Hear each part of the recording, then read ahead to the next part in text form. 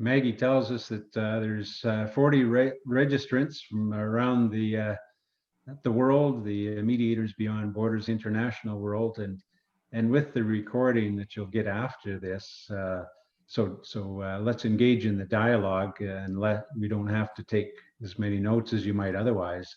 But I think there's growing interest in climate justice, climate change, adaptation, and I just want to express our thanks to Charlie for really energizing and bringing us all together, not only today, but in multiple webinars for MBBI.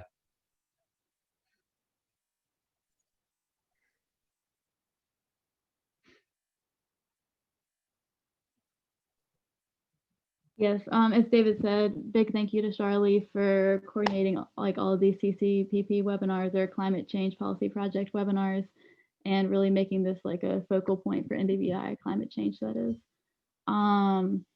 Let's go ahead and get started with like a few housekeeping notes. So if you're not speaking, if you could mute your audio, that way we'll have a clear recording for those of us or those people that can't be here for the live webinar but would like to hear the recording. So if you're not speaking, please remember to mute your audio.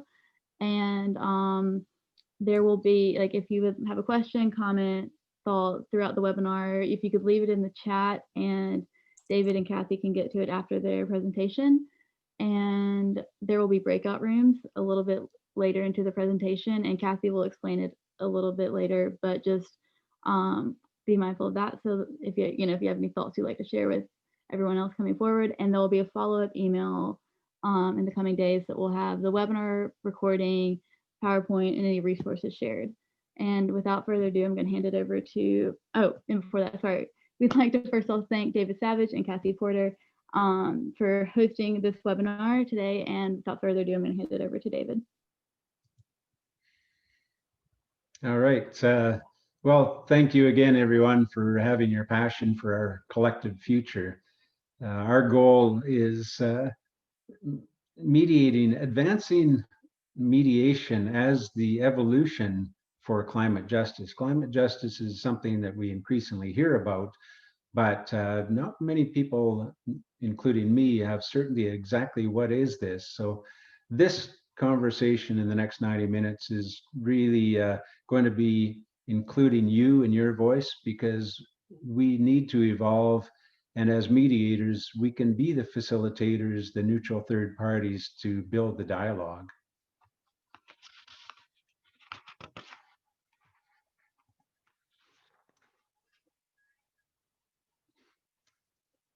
So Maggie, this is your turn. Yes, sorry, I had my microphone muted.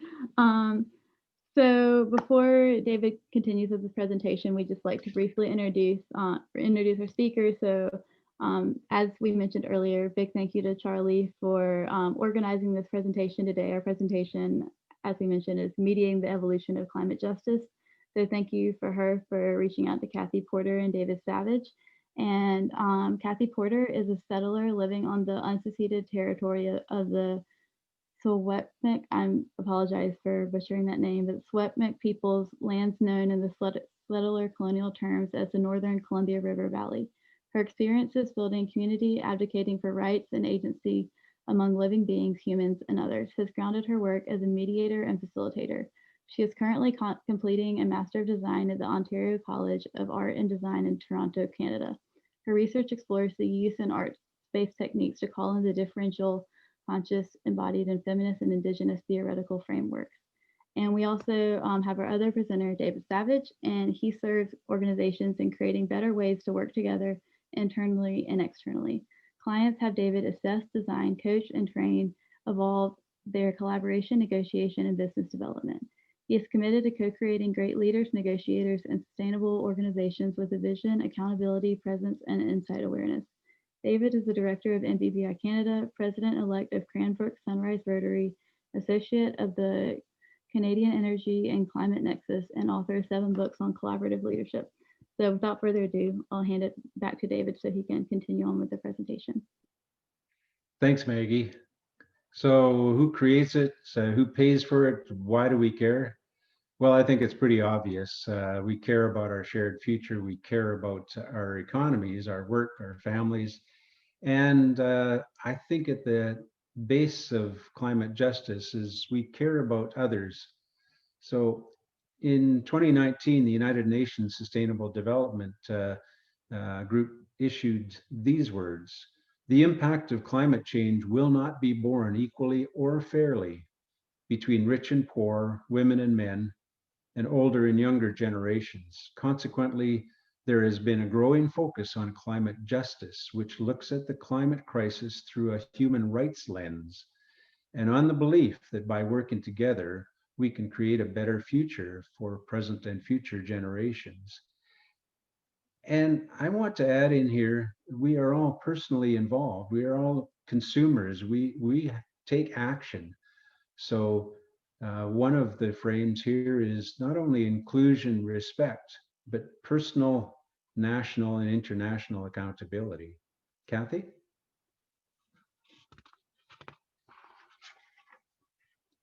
You're muted, Kathy.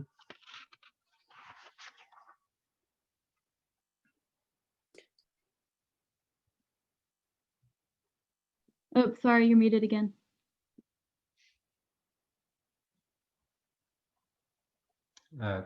Kathy, you're still muted. Would like you to, okay, how's that? Are we having fun yet with technology?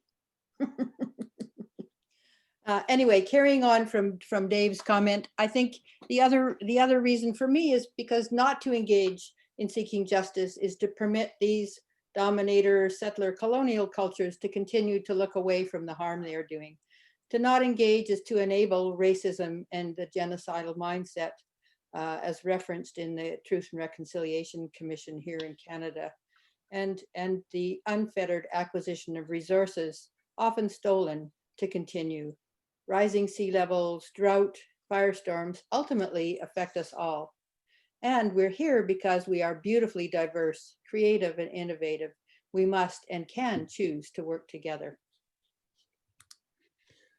So what is climate justice, and how's it evolving, and what is the role of mediators? These are the three driving questions that we are thankful you're engaging with us today. It can't be so separated from global social and economic justice. It is one and the same. July 29, 2020, Yale University Climate Connections added these words: "Climate justice is a term, and more than that, a movement that acknowledges climate change can have differing social, economic, public health, and other adverse impacts on underprivileged populations.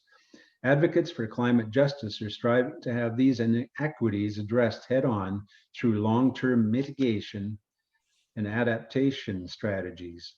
The following are key factors to consider in thinking about climate justice." So this is helping us to frame what is the topic here. One, climate justice begins with recognizing key groups are differently affected by climate change. Two, Yale says, climate impacts can exacerbate inequitable social conditions. Kathy will talk about that more later. Three, momentum is building for climate justice solutions. In the end, there is no single way to define, let alone champion, climate justice. But in combination with other current social justice movements, many experts see climate justice becoming an increasingly significant component of overall concerns raised by climate change. So this is our invitation as mediators, as facilitators, as business people, and as family members. This is our invitation. It's up to us to lead by building this dialogue. Kathy? Thanks, Dave. So for me, climate justice is a collection of visions of the future to be achieved through the constant and persistent work to undo climate injustice. I think it's one of the things that's important for me is that we think not about one future around the globe, but to recognize that the climate justices and injustices that are occurring are very much place-based. And so it will take local community effort, as those of you on the call probably recognize, coming from different places around the globe, If you're in California, you might be more focused on fires. If you live on the coast in Miami-Dade, where we're watching the US election closely, perhaps flooding and inundation from the ocean is going to be uppermost of mind. We do know that the Earth's climate is changing.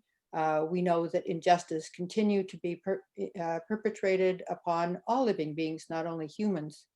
As we engage today, we do invite you into a deeper dialogue of the meaning of climate justice.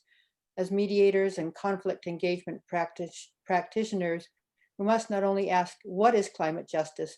We must also ask, why does climate injustice exist? And then to consider how we might best engage. Justice has been elusive for many in Canada, and I expect in many other countries around the world. The legal system is designed to protect the interests of those whose colonial and patriarchal interests dominate. To achieve climate justice is to make way for deep societal and institutional change. Different systems, different theoretical frameworks, and a different worldviews.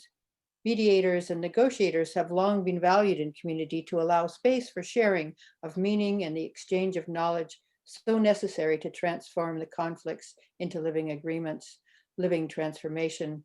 I invite you to consider for a moment that as mediators, we are members in a global climate justice movement. Social movements have three elements in common. They act as a collective. They are intersectional. In other words, they consider the uniqueness of each individual, the gender, the color of our skin, our living conditions.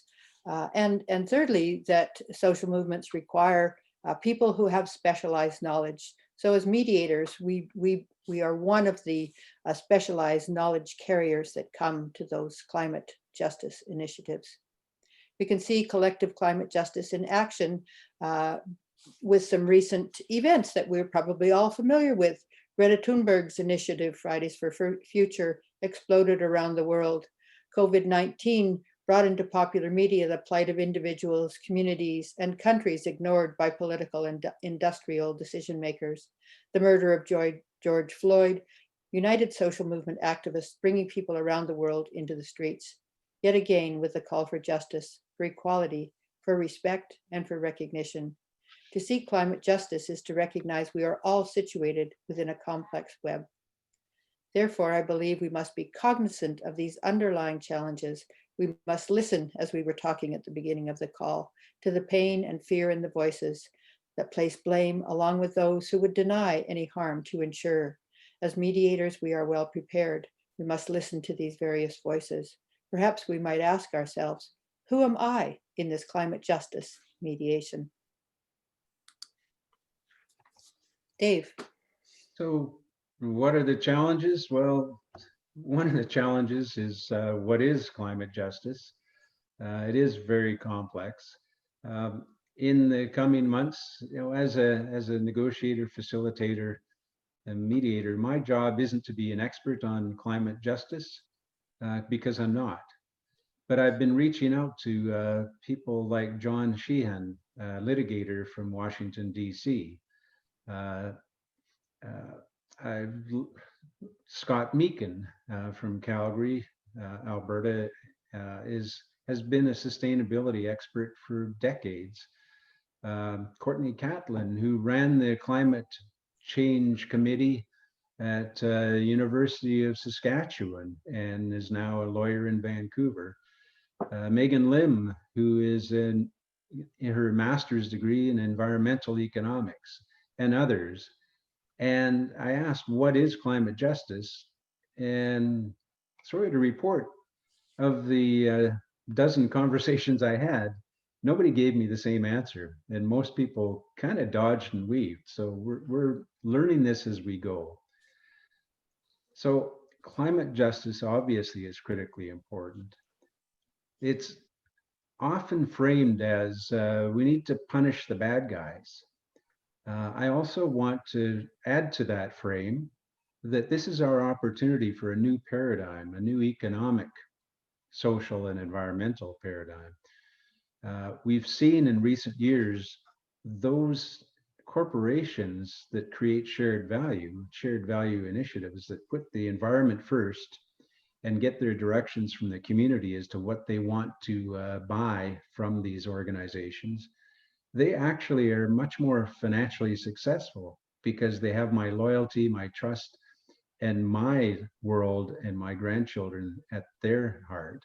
So capitalism is changing, and through this mediation of the evolution of climate justice, we have an opportunity as a group, as the people on this webinar, and as a world, to actually create a new paradigm that has carrots and sticks. So climate justice, talk about the opportunities again. Well, identification of new ways of doing business that reflect the full measure of the impacts of business, that reflect cumulative environmental impacts. Kathy and my friend Barry in Salmon Arm, he's a cumulative environmental impact expert. And that's still very complex. How do we build into our planet not only cumulative environmental impacts on a watershed, but globally? This is not an easy task. But our task as mediators and people that want to build the dialogue, build the evolution to a new paradigm, we have the skills already. So it's getting the people together. Critical parts need to be dreamed and created directly to incentify, finance, and collaborate in the development of these new systems. And that must include the peoples, communities, and nations most adversely impacted by climate change. Yeah, everybody has a voice. And one of the mission statements of Mediators Beyond Borders International is that every peace building initiative includes those that are impacted most. So my friend Scott Meekin, who's on our webinar today, one of the things that he and I talked about a month ago is the real complexity of climate justice. Like there is no hero, there is no villain, there's no one cause. It's a complex situation. There's no one solution. There's no one local, provincial, state, federal governments. There's no United Nations tribunal that can just make it so. And in a lot of ways, it seems to be, well, if they would only do something else, well, perhaps we can start in our own communities where we take on this accountability. So I've mentioned my friend Scott, the Factor 4 Strategies. Here's one of the things that I wrote down, recorded from him. You know, it's as we all know, it ain't easy being green. There's a green frog that called Kermit that started that. But climate justice is complex. It's almost impossible to act or judge any action as right. That's a powerful statement, Scott. Thank you. It's almost impossible to act or judge any action as right. Every action or judgment is so influenced by perspectives, locations, cultures.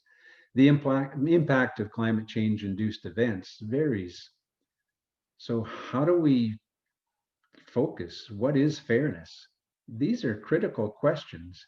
And if we can just bite them down into what's the issue, what's the conversation, what's the action, what's the wrong that we're dealing with, we can start there. So Kathy. Okay, so thanks, Dave. So fairness, neutrality, justice, climate change, all these phrases, capitalism, colonialism, lots of different things that make solutions both complex and ambiguous. So now we're going to send you with those thoughts into your breakout groups momentarily. And our intention is for you to engage in dialogue with each other. When the link comes up in a few moments, just click on that and you'll be magically shifted to a new place. This first question is based on the ideas that there's not one solution to climate change, but many. If you haven't looked at the book Pluriverse, I encourage you to go take a look. It's a fascinating collection of place-based ideas and solutions from around the world. back to your question, what is climate justice? We've been exploring it, giving you our thoughts in it. You're now going to have 10 minutes to talk with each other. If you would, put your comments into the chat so that we can record them, because we're not able to record the chat for this seminar. So we'll be summarizing the comments that you put in the chat room over the course of the next 10 minutes. If you have a problem also with your connecting into your room, just put a notice in the chat, and Maggie and Dave and I can help get you into the room. So go enjoy chatting with your other people and gather interesting ideas. So thanks, Maggie. Go ahead. Okay, yeah, as Cassie said, they're going to do the breakout rooms now, and I'm going to go ahead and add you all right now. So.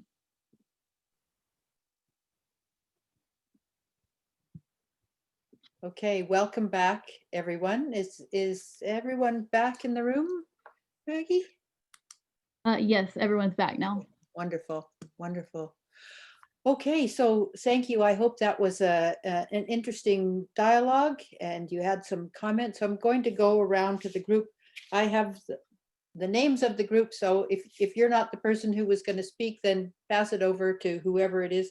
Let's just hear from group one key thought that came out of your dialogue. That's Denise, Luis, Ryan, and Greg. Any one of you like to share a thought from your conversation? Just unmute your mic. I think you have control to do that. And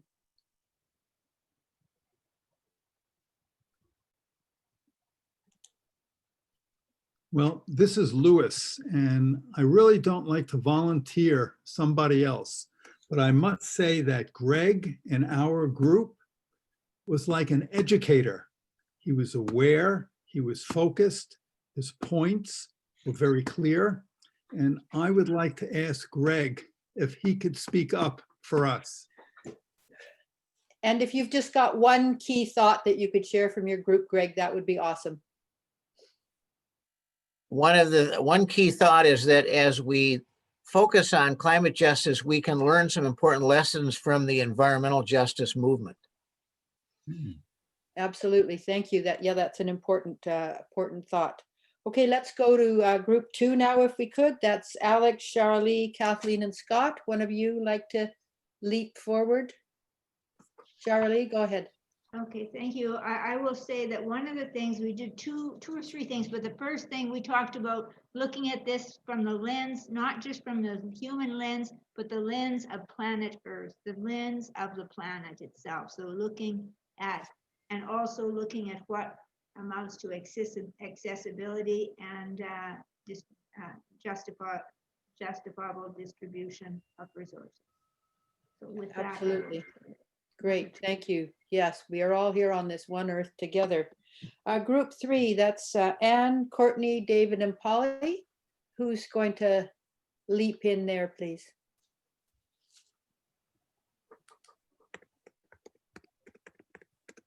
I can, because I have to leave in a minute. Okay. Apologies.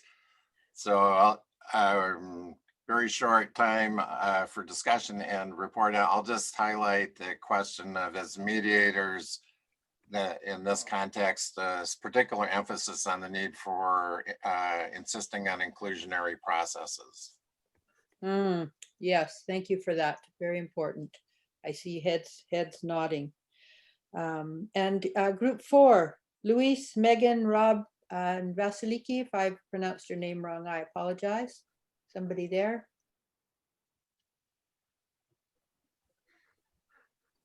Well, my name was easy to pronounce, so I'll go with that. I'm not sure I'm the qualified speaker, not a mediator.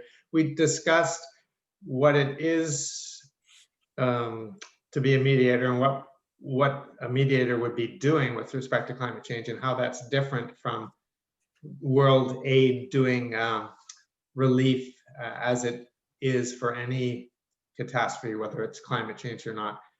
And we came to the conclusion that we really need to focus on motivating the world to take action against climate change. Okay, interesting conversation. Thanks, Rob. And group five, Liliana, Paola, Scott, Susan, and again, apologies for name mispronunciation.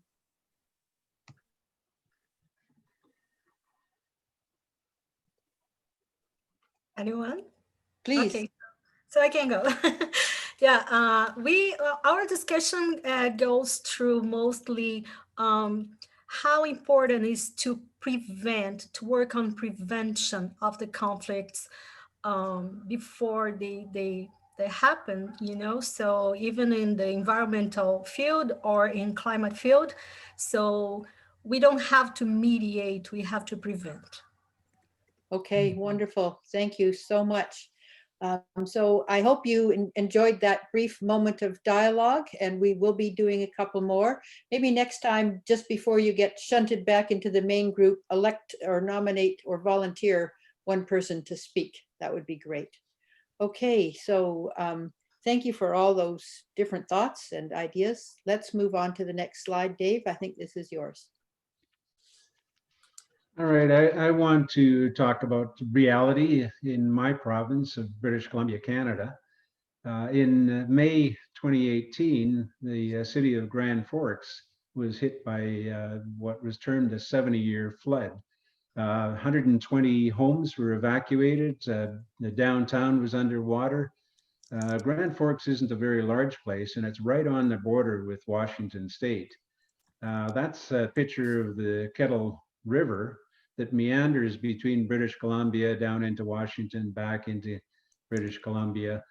And what happened in May 2018 is, yes, all the emergency responders, all the flood folks and volunteers from the community dealt with the flood over the days and weeks.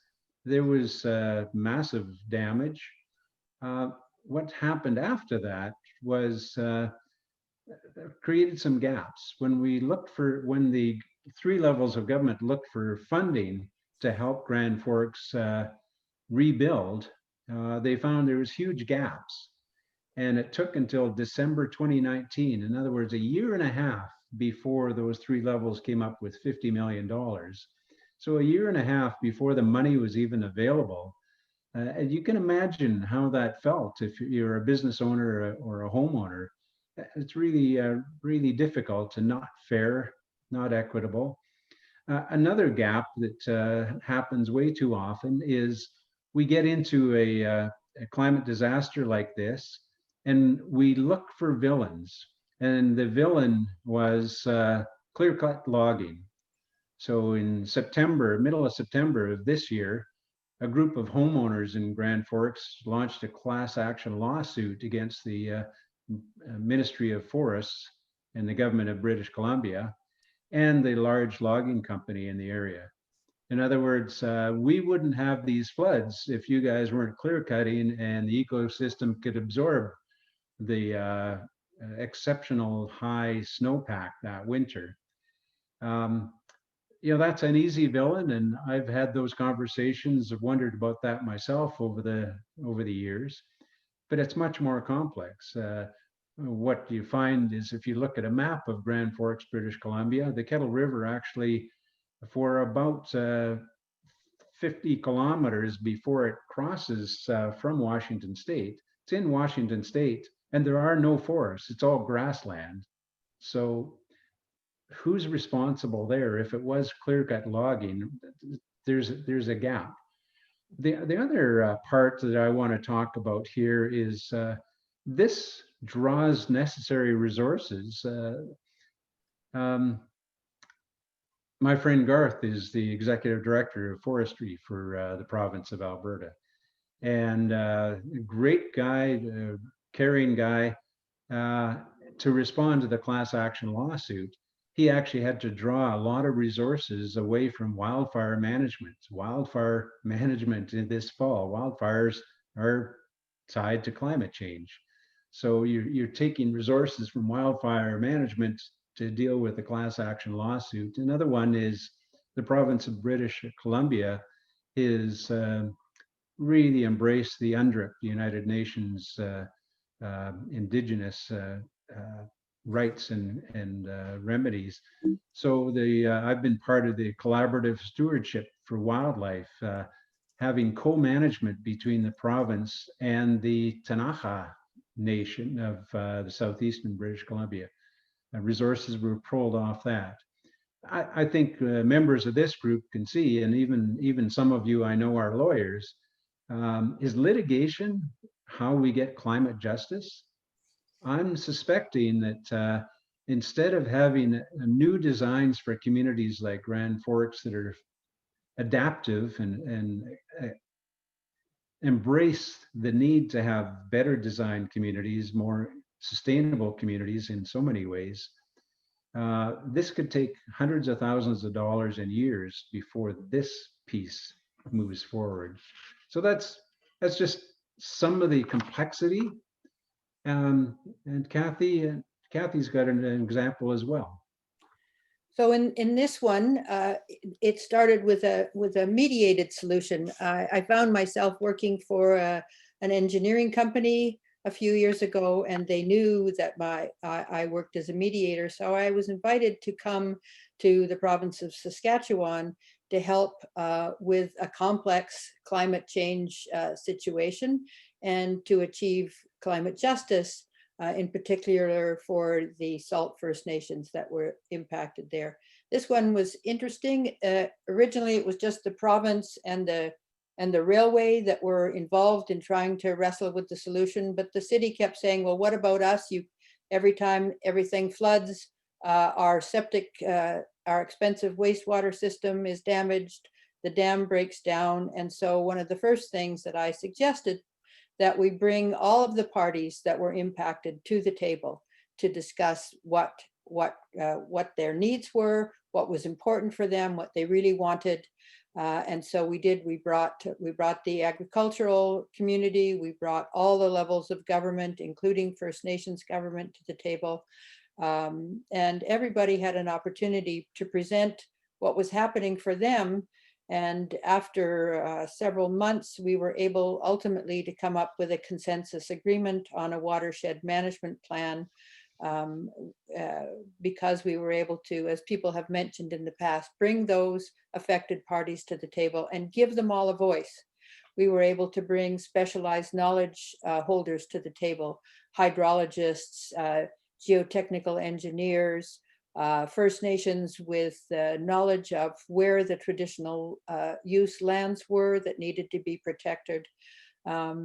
They were all uncomfortable with the idea of a mediated process from the beginning, but once they got into it and realized that they all had an opportunity to have a voice in a way that they hadn't experienced before, we were able from that point to move forward. So we've seen from these two examples, you know, that and I'm hearing from a colleague of ours in California, the rise of climate change litigation. And, you know, as Dave asked, where's the justice? Where's the climate justice that's occurring in those litigation situations? They're costly. Some of the people who are affected don't have the financial means to engage in those conversations. Perhaps mediation is an alternative way that we can bring the parties to the table.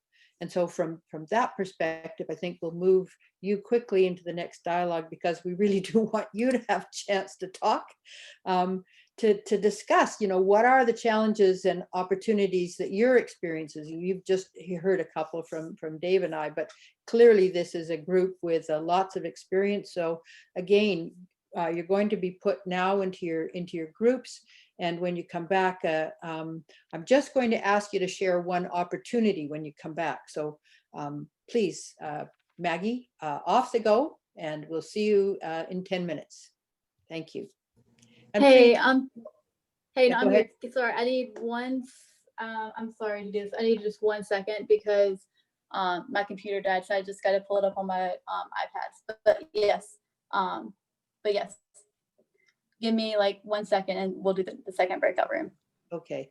So But yes, you know, apologize. begin to make notes for yourself. If you have a thought you want to toss out into the group, open your microphone before you get bumped. Please do. I want the conversation to keep going.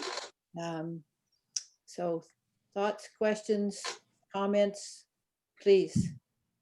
Yeah, one of the things, as we allow Maggie a moment here, is how do you get people to the table?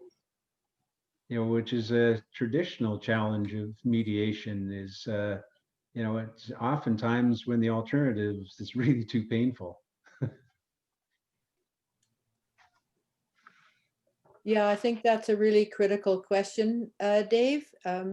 And from a climate justice perspective, it's one of the ways that the parties who need to be at the table are not considered, particularly in a litigated setting, but in a mediation, you know, for me, I have felt that it was incumbent upon me to say to the people who were hosting the session, in the example that I gave, it was hosted by the province.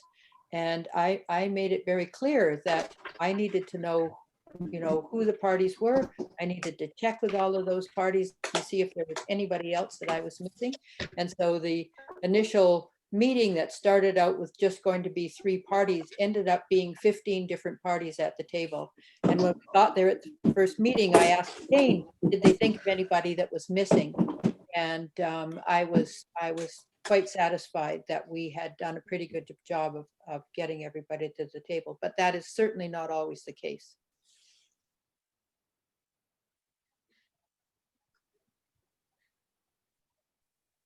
Anybody else? Thoughts, examples? Yeah, I'm going to suggest, if it's all right with everyone, is why don't we just have this conversation right now amongst us? You know, let's jump in here and you know, raise your hand, either physically or using the Zoom button. But you know, please say as you wish. What are your challenges? And we'll just skip by this breakout room because we want to make sure we have a fulsome conversation as opposed to pauses. Great. Thanks, David. Actually, I'll jump right in here. And I really appreciated what you were just bringing up, because that's one of the first things I wrote down around challenges is around stakeholders. And in my work, facilitating for creation of contracts and that type of thing, when organizations get on the land and do work, it's how do we define who affected stakeholders are? So I speak from experience with the pipeline industry, and you have stakeholders that are hundreds or maybe even thousands of miles away from the area where work is going to happen. And they say, well, I'm affected. Well, why are you affected? And one of the biggest challenges I find is who are affected stakeholders and how do we enable equity of affected stakeholders' voices? Throw that out there. Yeah, thanks, Scott. I see Lewis Orr has raised his hand. Lewis? Yeah. Thank you. Just to make a comment to the prior person who spoke, is if you have a concern, you deserve to be heard. Regardless of, some people may say, well, you have a valid or not valid concern. But my question or drama is, or the challenge is, what about the deniers, people who do not believe in climate change, and how do you bring the individuals to the table, or to engage them in developing plans to mitigate or to adapt to the climate crisis? So that's kind of the challenge. The challenge that I see is to how to engage those deniers or not believers. Yes.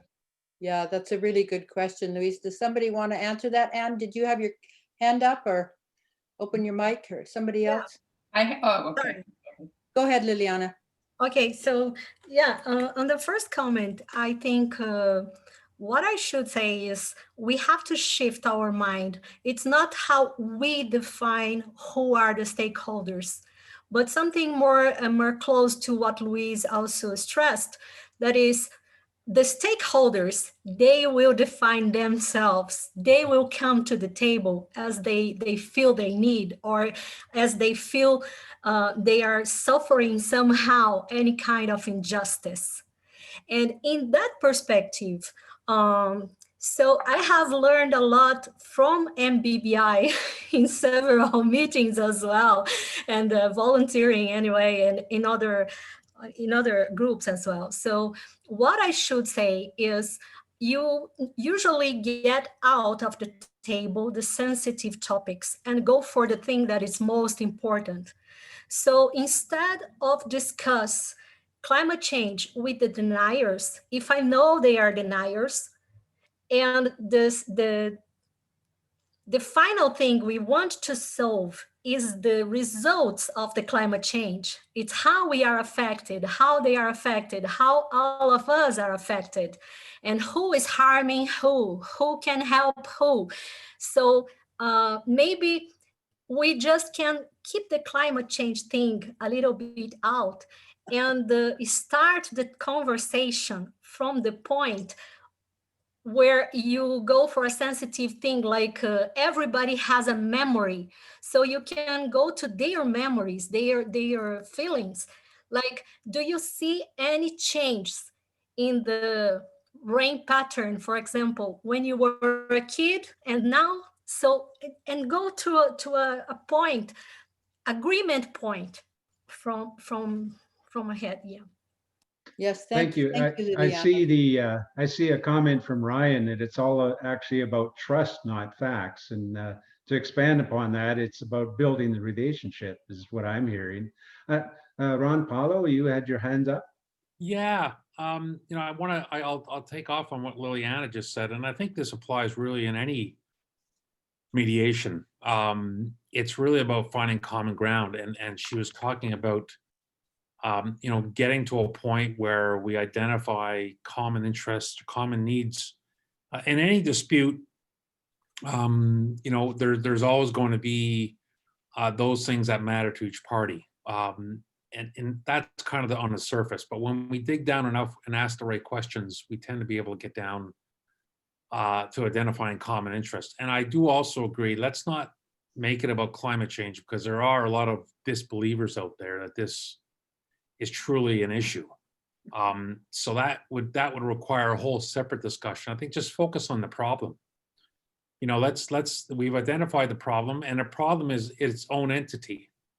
You know, it's not the other person. It's treated as a sort of a third party. And let's talk about it. Let's brainstorm on what's happening and how we could possibly address it together. You know, it's not about me deciding. It's a collaborative effort. But you know, it really is about moving people away from their positional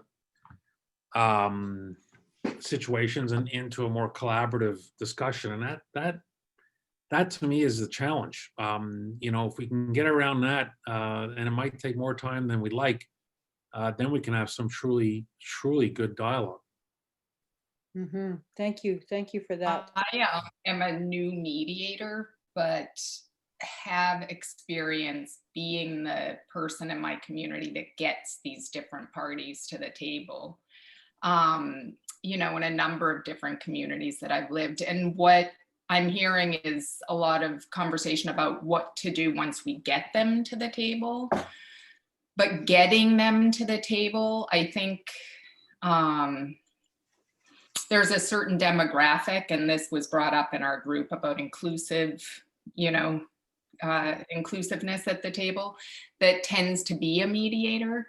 So it may be hard to shift to a mindset that only thinking about it retrospectively, I've understood has happened in my situations, which is I haven't been worried about necessarily stating a common goal or a common ground. But as long as one person feels threatened by the other person, even if they have their own positions, there's work to be done that they will almost certainly find value in, whether they label it as common ground or not. It will be common ground, but in my experience, they don't have to see it as that. They can still see each other as enemies and be working collaboratively. Mm-hmm.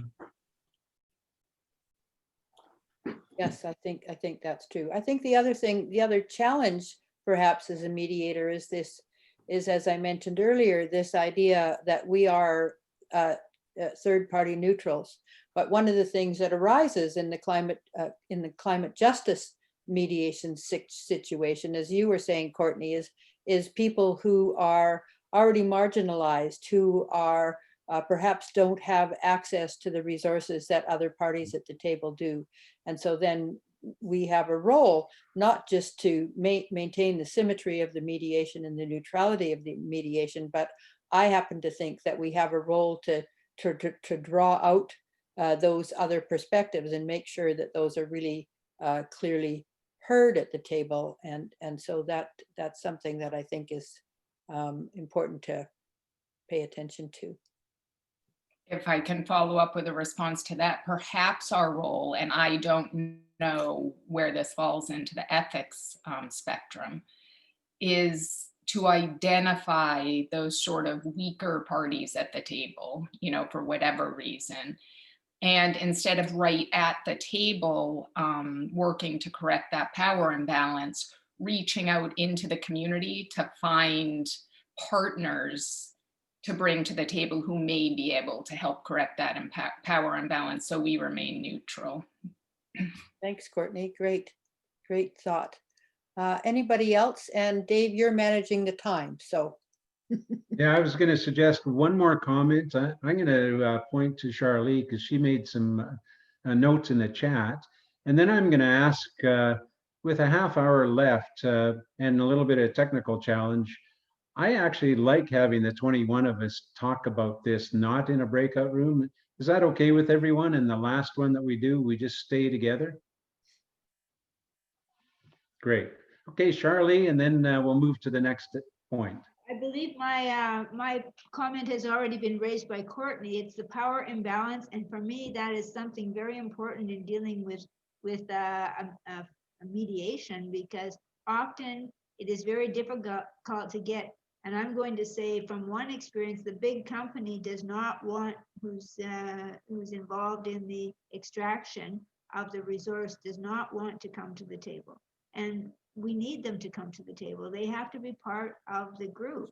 So I'm not just saying the big company. Sometimes we just can't get people because of this power imbalance. So that's, to me, and I think Courtney raised it as well. So I don't want to take everybody's time. So other than that, that was my comment.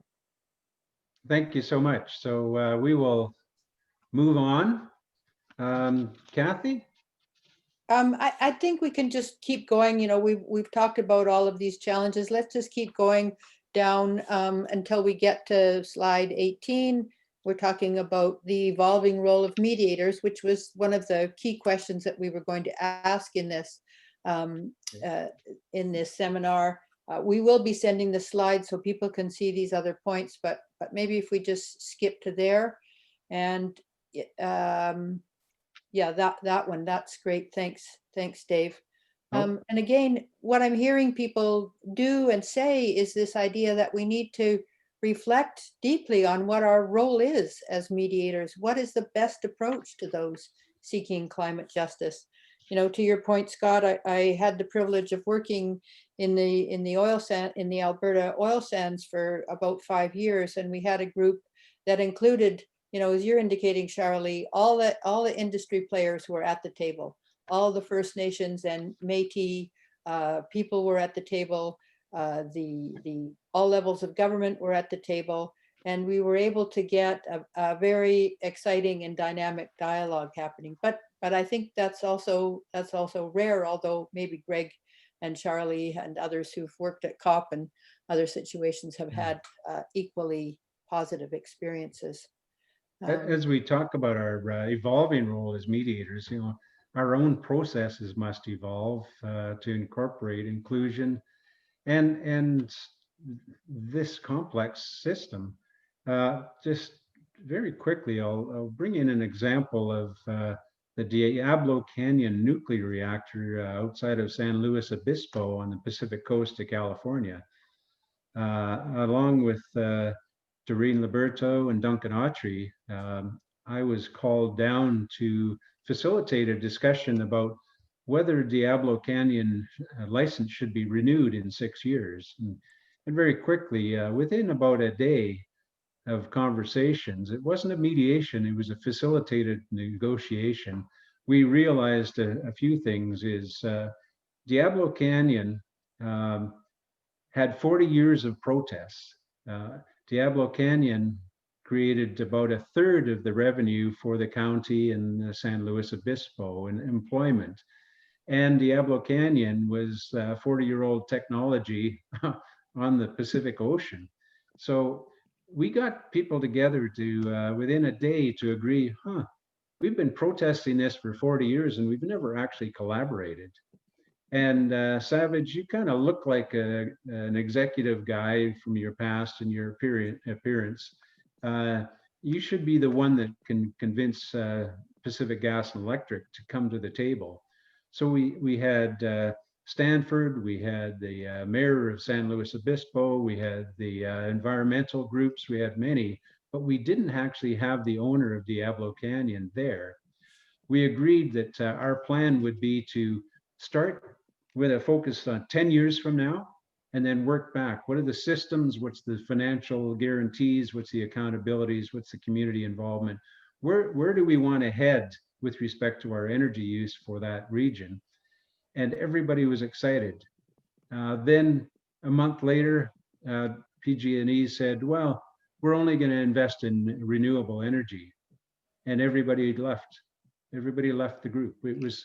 They missed the whole point. So I'm suggesting that as an example of how to get people to the table. I'm suggesting to that as an example that PG&E went bankrupt because of wildfires and litigation against their transmission lines. So everybody has motivation to come to the table. And there's an example where getting them to table, moving to a future focus and working backwards to create shared value is a good way. So Kathy, let me introduce this to you, but on the agreement that we're going to stay together to talk about this. Right, that's totally fine. But so again,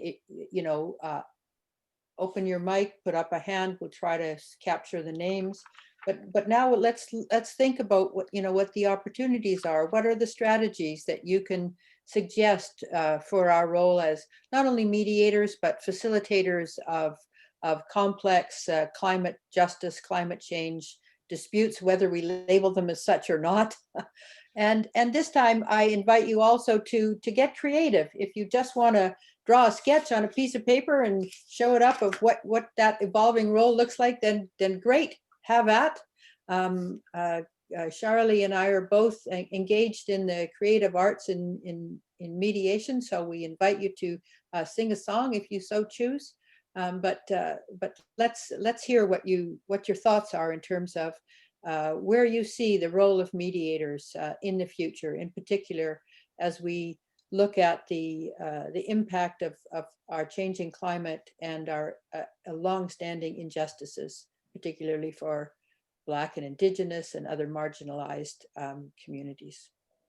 So just unmute yourself as you wish, and we've got time to hear everybody's voice. I'm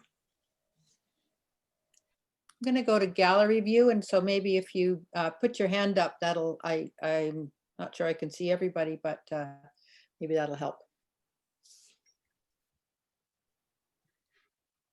Who haven't we heard from? Let me be my nasty facilitator role and I can help alert you to people's hands up and questions in the chat as well. Great, thanks.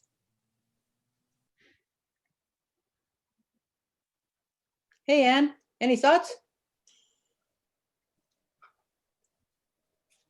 You have to unmute. I am so new to this, and it's been on my mind for a few years now. And so this seemed like the perfect opportunity to try and find out more and find out how can somebody new to this get involved. So everybody I've heard speak has had quite a lot of experience, some great suggestions. It's an amazing forum that you've got going here. But I don't know how to get involved. MBBI is a good place to start. Okay. Charlie, it looks like you're getting ready to speak. Unmute your mic. Thanks, Anne. You're still muted. You have to unmute your mic. There we go. I was sending a message. I wanted to hear from Greg Walker because I know in a presentation he gave at COP25 about communication as a narrative, as telling stories. So I'd like to hear from Greg as to how he would deal with some of the issues that have been raised in this webinar. So sorry, Greg, I just pushed the button that you have to speak. Is that all right? That, Shirley, that's fine. I'll appreciate that, those kind words, and I'll keep the comments brief. I will mention that I've been teaching mediation and facilitation, oh my goodness, for over 3 decades. And my students regularly ask me, how do I get involved? And I tell them a couple of things. And I think you would probably say to colleagues the same thing. I say, first of all, go through your local community mediation training. So look to your community college or a community organization that has a community mediation center.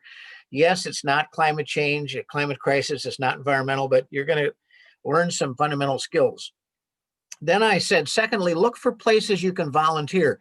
A number of my students have volunteered to facilitate for free local watershed councils. Here in Oregon, we have a lot of them.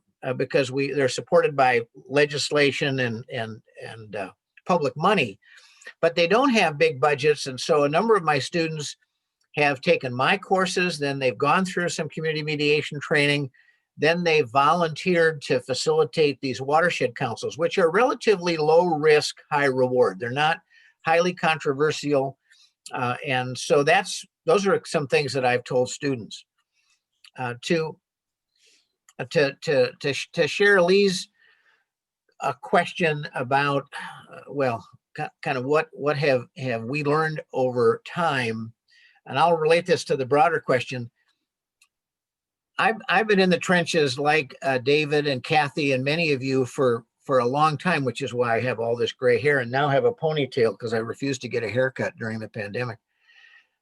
Couple of things I found. One is I found that I need to go to the communities and talk with them. I mean, it's pretty obvious. We immerse ourselves in the community, we listen. But what I learned early on was to talk to what I call the formal leaders and the informal leaders. I was on a project in Ghana, for example, a few years ago, and one of the people I learned from the most was the head of the local hairdressers association. I also go talk with faith leaders. In one community, for example, we wanted to get immigrants from the Hmong and Vietnamese communities involved in some forest management work. We could hold a workshop on Saturday and none of them would come. But if we went to the Catholic Church that did a service in Vietnamese or and talked with the priest, and then we set up some kind of a meeting in the church, people would come. We found the same thing in working with Native Americans. I've done projects in Alaska with Native Alaskans where we don't see them as another stakeholder. We see them as a sovereign entity, a government-to-government relationship, just as in the same case with First Nations people in Alaska. So be able to communicate respect and to listen and to go to where they are instead of expecting them to come to us. And then the last thing I'll mention is that I've used the concept of BATNA for ever since I first read Getting to Yes in 1984, 85. Variations on BATNA to persuade the Pacific Gas and Electric people to come to the table just to raise the issue. I mean, I'm an advocate, as we all are, for a very sound, impartial process. So I'll sit down with a potential party like PG&E and say, this doesn't require you to check your alternatives at the door, but if this is a good alternative, you should be there. And I try to help them understand that this may be their best alternative. It doesn't always work, but I found those are some things. Now, Shirley, it doesn't really answer your question, but you gave me a chance to share some of the thoughts I almost wrote in the chat. And by the way, the chat comments have been great. I really appreciate people putting them in there. Yes. Yes, and so for the non-mediators on the crowd, Anne and others, BATNA is the best alternative to a negotiated agreement. Those of us who are Kathy, if I can speak. Kathy, if I can jump in here, I will be looking to Courtney because she's a wise woman, hasn't spoken yet. But while I put her on notice, Mediators Beyond Borders also has a partnership with Rotary International. there's a great collaborative environment where, as a Rotarian as well, we can work with the resources in every community. Like there's millions of Rotarians around the world.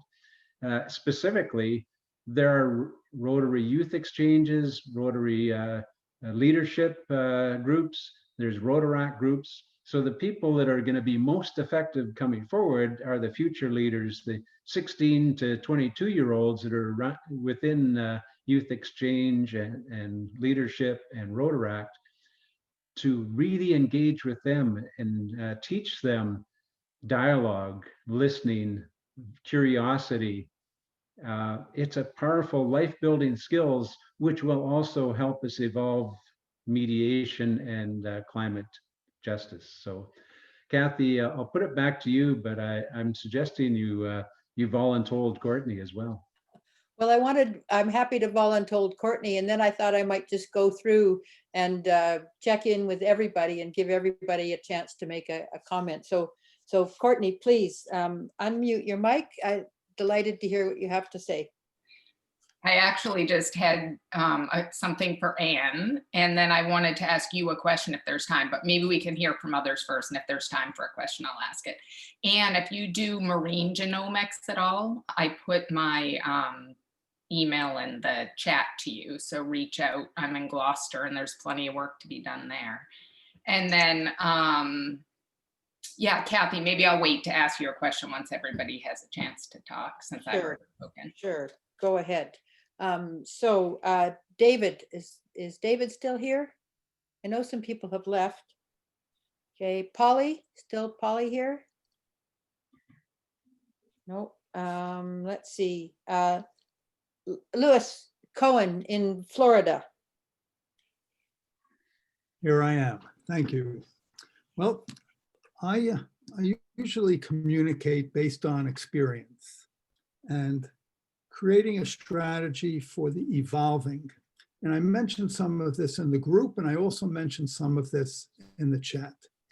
I personally find that what we're doing right now and what we do after we leave the session in communicating with other people who are not mediators per se, but like Greg said before, communicating in the community, in faith-based organizations, expressing ideas, bringing up a question, challenge question, especially about climate justice.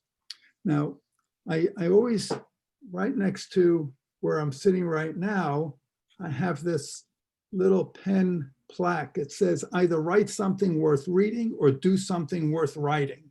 So I find that when a person picks up a cause, an interest, something which is going to help many or globally, we have to share our feelings. I write a lot of letters to the editor. Sometimes they print me, sometimes they don't. I believe that when I write a letter to the editor, other people are going to read it in that section. They're going to think about it. Maybe later on, it will be the seed that will create change. Now, just a quick example. I was a police officer for many years. I walked the beat in Brooklyn, New York, in an area called Williamsburg, Brooklyn. Now, if you know anything about New York, Brooklyn, Williamsburg has changed completely, re-gentrified, if I'm using the word correctly. And this has been over the years. And I walked that area, that community for about 2 years.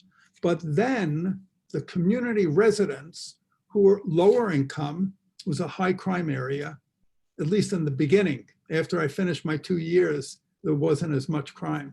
But they would come to me and they would say, gee, we're having a problem in our building. The landlord, the owner, doesn't want to fix the pipes, doesn't want to fix the plumbing. What can we do? So I had resources to go to, and I would share with these resources, and then the owners would get a paper from the city and they would have to do something, which created a little bit of pressure between the owners, between me, and sometimes with the tenants, because rents would be raised unless they were in a rent-controlled zone. But I found that this was part of what is known as policy and planning within the government system in New York. And the policy and planning, which was hidden from me at that time and from many others, was that we're going to let these neighborhoods deplete themselves. People are going to have to move out because they can't afford it or they do not have the services there anymore. And we're going to grow the neighborhood. Yeah. Parks, condominiums, buildings. So a different clientele can come in. And I think, to me, now that I'm thinking about climate justice, this somewhat relates to not only justice and human rights, but to the climates in different areas. What are we doing in different areas to different people, which maybe if we didn't do it, they could live a better life. Yep. Yep. Thank you so much, Louis. That's great. So we've got about 14 minutes left. So I'm just going to go around the group and just maybe just one brief comment from everybody. That way we'll have a chance for everybody to have a voice. Lloyd, you got a thought you'd like to share? Lloyd Talbot?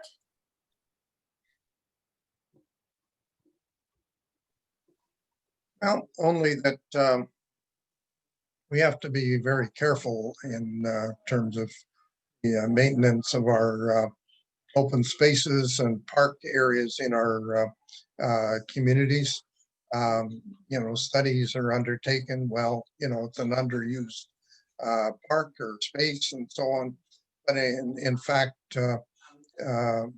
those spaces are important to the people in the area, or could be used for gardens, vegetable gardens, food security, that kind of thing.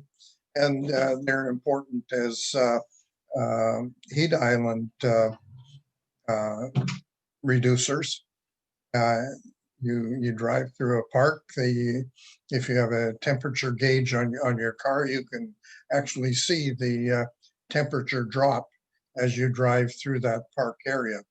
Yeah. And so, that's part of, I think, bringing justice related to climate change. Great, thank you. Thanks, Lloyd. Kathleen Wheeler, thought you'd like to add?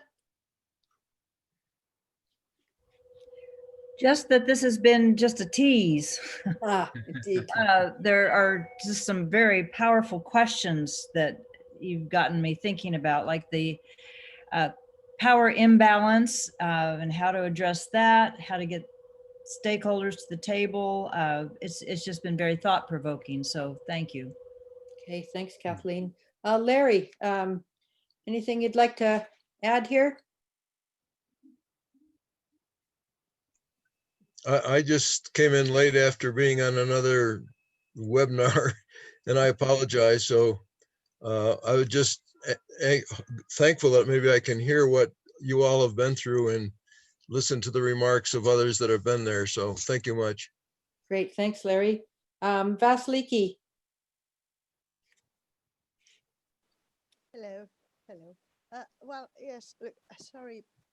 Unfortunately, I don't have experience to contribute to this lovely conversation and thoughts, since I'm a recently qualified mediator. But, I absorb all the knowledge from the others. But I'd like to make a few comments. For instance, I think that climate justice can't go through litigation. Can you talk, can you come closer to your microphone? You need to turn your sorry. mic. Sorry. That's okay. Do you hear me now? Is it Yes. better? Okay, thank you. So I was saying that climate justice can't go through litigation. Because litigation comes with enforcement, and that's why climate justice has to go through mediation, because it needs consensus. And as far as how we can engage, how can involve there, I think that what I think Greg told about getting in touch with communities and the church or other associations, I think that is the key. And I would actually think that especially going to the young people around, was 15, 16, 17 through their schools is a key point, because they are going to be the leaders. They are Yes. going to be the next generation. We have to work with them, because more or less, I think you might agree that the today leaders have already made their choices. They have made up their minds, and they are very difficult to change their minds and their approach to a dispute. It's very Yes. difficult. For them, it's either win-win or lose-lose. It's not finding a common ground. And climate change is very important to find a common ground, not a win-win solution. Okay, Yes. thank you. Thanks, Vasiliki. Megan, thoughts you'd like to add? I just wanted to say thank you to everyone. This has been a super, super interesting webinar, and I personally don't have any experience in mediation, so it was really interesting to hear about climate change and pursuing climate justice from this perspective, because I come from a background in conservation biology and economics, and yeah, I guess one of the things that I found really interesting was kind of bringing dissonant people to the table, and people who aren't really interested in talking about these issues or kind of collaborating with everyone. And I think in climate change that is such a big issue, and especially since it's such a global issue, a lot of times, you can get everyone to the table, even with like the Kyoto Agreement and the Paris Agreement, where everyone comes to the table, agrees on the issue, makes a commitment, and then it's really hard. But it's hard for everyone to follow through on those commitments. So I think that's another issue as well that kind of builds on what we discussed, and just in terms of getting people to follow through with the commitments that they do make, because it's so hard with climate change, because both climate change and the things we'll have to do to prevent it are like have impacts on every aspect of everyone's lives. So anyway, it's just kind of a thought that I had, but thank you, everyone. Thanks, Megan. That's great. It's good that we have mediators and non-mediators, because we all have a role to play. So thank you all for coming. Susan Kennedy, thoughts, please. Hi there. Hi, everyone. Sorry, I'm having some technical difficulties today. I'm also not directly experienced in this area, but I live in Calgary, Alberta. I'm a lawyer. I'm a trained mediator, and I'm currently doing my training in arbitration. And I'm very interested in climate justice and the potential to act as a facilitator in this area. So I thank everyone for allowing me. I'm new to MBBI, and so I'm really learning right now in terms of being open to this area. There's a big learning curve. My experience in law up to now is actually in prosecution, so I'm trying to transition. So I just want to thank everyone for their contributions, and I look forward to engaging further in the future. Great, thanks, Susan. And MBBI is a great place to transition. Liliana, something you'd like, further words of wisdom? I just don't want to go too much further because I talk too much, but makes me a bit sad when we say, I am not a mediator. We all are mediators and negotiators since we're born, because when we are a baby, even before to learn how to talk, we have to negotiate with our mothers to feed us, right? So we are all able to use those techniques and everything. So I just would like to think myself that people will find a way to solve their problems, even if I am there as a mediator or not. We have just to be aware that when you have a simple problem between two parties, you have two sides. But when we have something like global effects of climate change, there is no parties. So maybe it's not mediation, what we need. It's a problem we have to solve all together. So just some thoughts. Thank you, Liliana. Yes, we are born to learn to negotiate, aren't we? Is there anyone that I've missed? I'm sorry. I may not have everybody up on the screen. If I've missed you, please put up your hand, open your mic. We'll hear. Kathleen, was that your hand? Oh, okay. So maybe with that, Dave, some closing remarks, and we'll bring this wonderful session that I'd be happy to go on for hours. Yeah, I think, as Kathleen said, this is just a teaser. We have a lot of good work to be done. So let's think about next steps. Let's think about connecting with each other, or again, to say, how do we do the next step? Like, do we do a design process? You know, do something as 2 or 3 steps down the road. I've been delighted with the input and participation of everybody on the webinar. As I've said in the chat, and as Maggie will share when you close, that we have a list of resources that is in the PowerPoint. We have an invitation to connect with Kathy and I, or connect together, or whatever serves you. And just thank you, my grandchildren, thank you. Kathy? Yeah, thank you. Thank you. Yes, I mean, I think I would love to invite everybody if we can meet through MBBI again.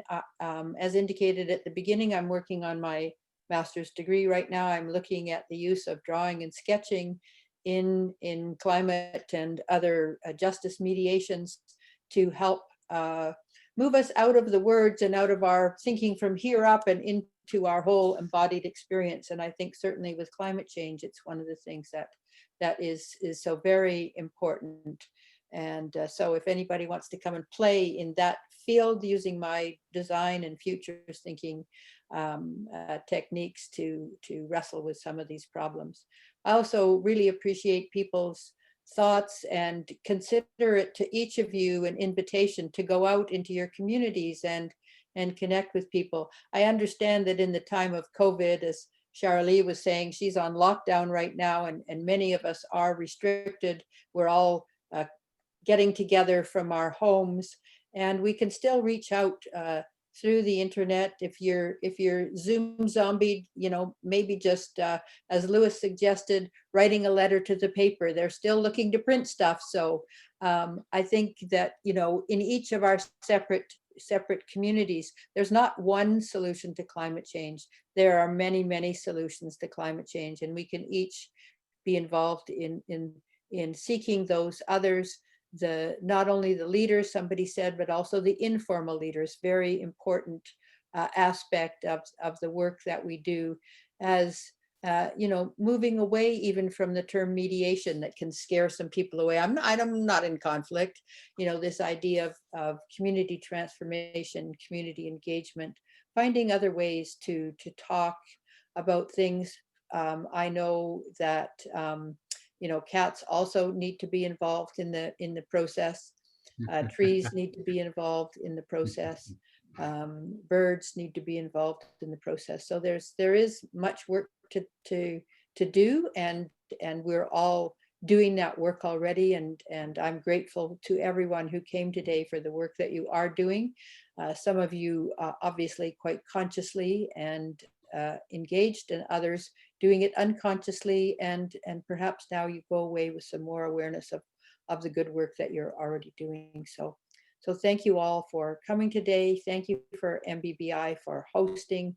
Thank you to Sharalee for nudging us into this space to have this conversation with you. So thank you all so very much. We will be sending the summary and the slides out to everybody. We'll try to capture notes from the comment section. So as we close and you leave to go on your way, thank you again. And if you have final thoughts or suggestions about the evolving role, if you have other resources to add to the link, we'll leave the chat open for a few minutes so that you can all madly type any final comments. And Maggie, can you close us off? And thank you for supporting us so well. Yes, and thank you. And I apologize for the technical issues earlier in this webinar. Thank you all for rolling with the punches. But thank you again to David Savage and Kathy Porter for leading this webinar. And thank you just once again to Charlie for moderating that or facilitating this. And thank you to all of you for your participation, your questions, your thoughts, your comments.